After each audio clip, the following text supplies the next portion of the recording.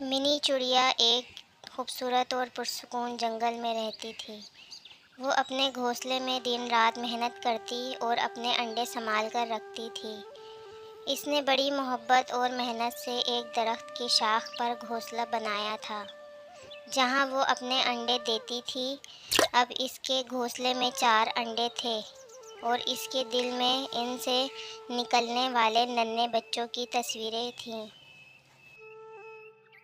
لیکن پچھلے کچھ دنوں سے منی بہت پریشان تھی۔ اس کی پریشانی کی وجہ یہ تھی کہ جنگل میں بھوجن یعنی کھانے پینے کی کمی ہو گئی تھی۔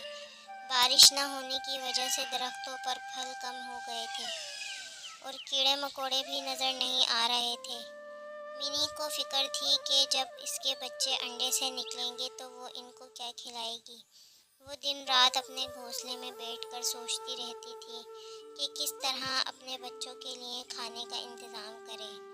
ایک دن منی نے یہ فیصلہ کیا کہ وہ ہمت نہیں ہارے گی۔ وہ جانتی تھی کہ اپنے بچوں کے لیے اسے کوئی نہ کوئی راستہ نکالنا ہوگا۔ چنانچہ وہ صبح سویرے اڑ کر جنگل کے دوسرے حصے میں گئی جہاں اس نے سنا تھا کہ کچھ درختوں پر پھل ہیں۔ منی نے بہت دیر تک تلاش کیا اور بالآخر اسے ایک درخت ملا جس پر کچھ چھوٹے چھوٹے بیر لگے ہوئے تھے۔ اس نے فوراً کچھ بیر اکٹھے کیے اور اپنے گھونسلے کی طرف لوٹ آئی۔ لیکن مسئلہ یہ تھا کہ یہ بیر بہت کم تھے اور منی کو پتہ تھا کہ وہ زیادہ دن تک نہیں چلیں گے۔ وہ دوبارہ پریشان ہو گئی مگر اس نے ہمت نہیں ہاری۔ منی نے یہ سوچا کہ شاید جنگل میں اور بھی چھوٹے موٹے درخت لگے ہوں گے جس میں پھل آ رہے ہوں گے۔ دوسرے دن منی نے ایک نیا راستہ چنا اور ایک پہاڑی کے قریب پہنچی۔ وہاں اسے کچھ کیڑے نظر آئے جو زمین کے اندر چھپے ہوئے تھے۔ منی نے فوراً ان کیڑوں کو اکٹھا کیا اور اپنے گھونسلے کی طرف اڑ گئی۔ اب اسے تھوڑا سکون ملا کہ بچوں کے لیے کچھ تو انتظام ہو گیا ہے۔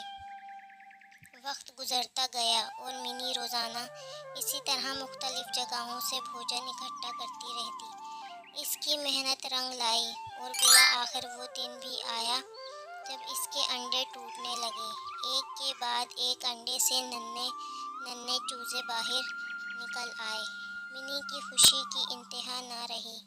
اس نے اپنے بچوں کو پیار سے دیکھا اور دل ہی دل میں شکر ادا کیا کہ اس نے ہمت نہیں ہاری تھی۔ اب منی کے پاس اتنا بھوجن تھا کہ وہ اپنے بچوں کو آسانی سے کھلا سکے۔ وہ اپنے بچوں کو باری باری دانہ دیتی اور ان کی حفاظت کرتی۔ جنگل کی دیگر چڑیاں بھی منی کی ہمت اور محنت کی داد دیتی تھیں۔ وقت کے ساتھ بارشیں بھی آ گئیں اور جنگل میں ہر طرف ہریالی ہو گئی۔ درختوں پر پھل لگنے لگے اور کیڑے مکوڑے بھی واپس آنے لگے۔ منی نے سکھ کا سانس لیا اور اب وہ اپنے